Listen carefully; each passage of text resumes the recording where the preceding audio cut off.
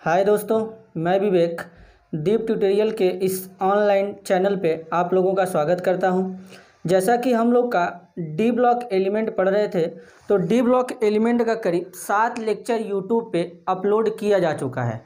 अब हम लोग आज लेक्चर 8 में atomic radius of transition series के बारे में पढ़ेंगे। एक जनरल ट्रेंड में बात करेंगे तो जैसे ही हम लोग पीरियोडिक टेबल में लेफ्ट टू राइट जाते हैं तो वहाँ पे क्या होता है कि जो एलिमेंट होते हैं उनका एटॉमिक रेडियस डिक्रीज करता है, और जब टॉप टू बॉटम आते हैं तो इंक्रीज करता है।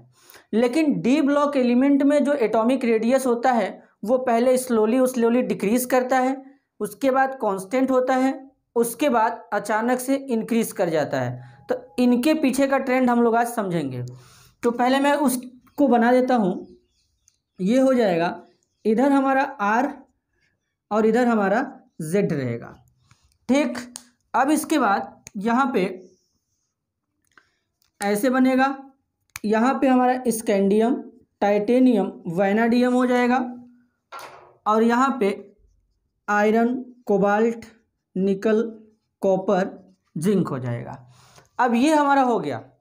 अब हम लोग यहाँ पे चेक करेंगे तो पहले क्या होगा, पहले एटॉमिक रेडियस धीरे धीरे डिक्रीज करेगा, उसके बाद कांस्टेंट, उसके बाद इंक्रीज कर जाता है। और एक जनरल ट्रेंड में बात करते हैं तो जब भी हम लोग लेफ्ट टू राइट जाते हैं, लेफ्ट टू राइट जाएंगे तो जेड का वैल्यू क्या होता है, इंक्रीज करता है।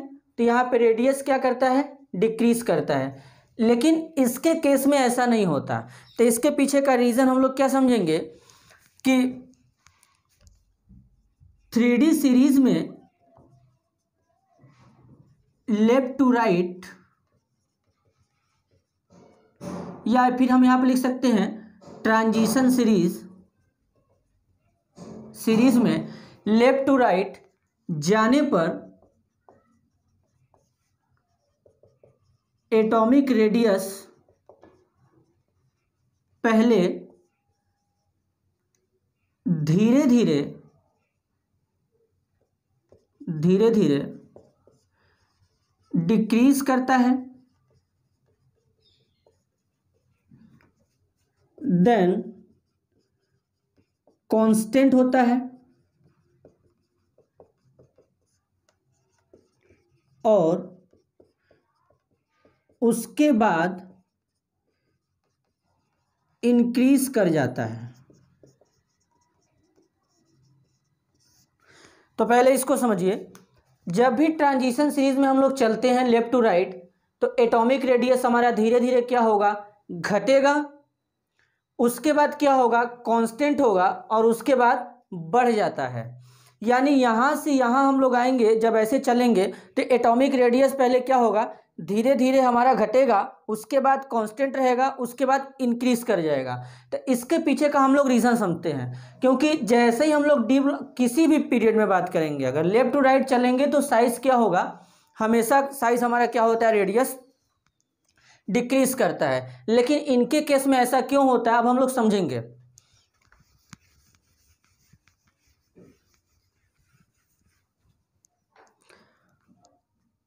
मान लेते हैं ये हमारा न्यूक्लियस है।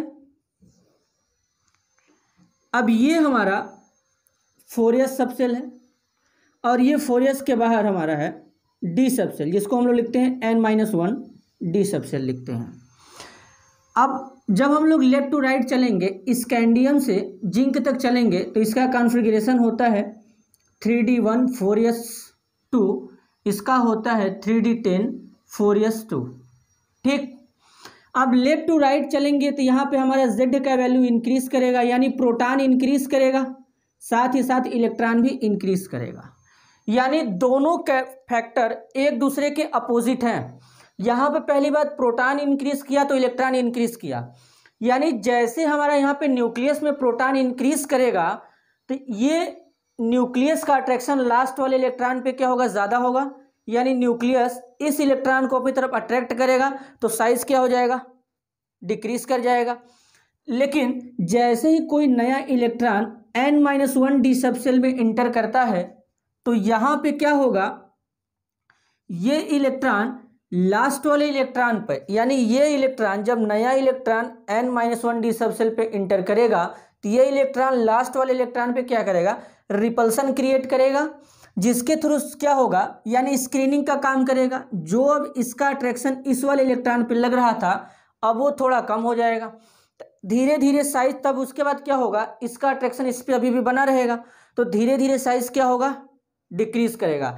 लेकिन जैसे ही n-1 डी सबसेल, यानी इसमें इलेक्ट्रॉन का नंबर बढ़ना स्टार्ट होता है, धीरे धीरे अब इस न्यूक्लियस का अट्रैक्शन लास्ट वाले सेल पे डिक्रीज करने लगता है, जिसके थ्रू क्या होता है कि साइज इंक्रीज करने लगता है। लेकिन जैसे ही हम लोग जिंक में जाते हैं और कॉपर में जाते हैं, यहाँ पर जाते जाते इनके डी सबसेल में 10 इलेक्ट्रॉन फिलअप हो जाते हैं। 10 इलेक्ट्रॉन फिलअप होने के कारण यहाँ पे इंटर इलेक्ट्रॉनिक रिपल्सन बहुत ही ज़्यादा बढ़ जाता है और साइज हमारा क्या हो जाता है, लार्ज हो जाता है। तो इसके लिए क्या लिखेंगे हम लोग, जब new electron n-1 D subshell में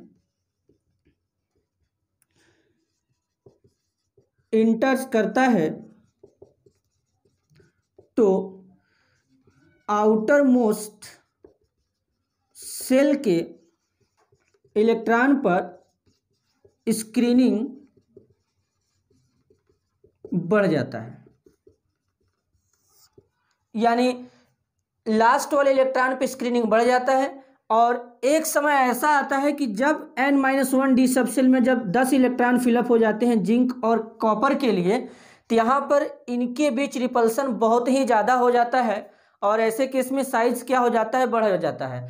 यही हमारा मेन फैक्टर था साइज बढ़ने के सीक्वेंस में, कि इनका साइज कैसे हमारा इरेगुलर होता है। तो याद रखेंगे, पहले क्या होगा, साइज हमारा धीरे धीरे घटेगा, उसके बाद कांस्टेंट, उसके बाद हमारा साइज बढ़ जाएगा, क्योंकि जैसे ही डी में 10 इलेक्ट्रॉन आ जाते हैं, इंटर इलेक्ट्रॉनिक रिपल्सन बढ़ने के कारण जिंक और कॉपर का साइज क्या हो जाता है, बड़ा हो जाता है। ये आज का लेक्चर हम लोग का एटॉमिक रेडियस के ऊपर था। अब हम लोग अगले लेक्चर में बात करेंगे ऑक्सीडेशन स्टेट और आयोनाइजेशन एनर्जी के ऊपर। तब तक के लिए धन्यवाद।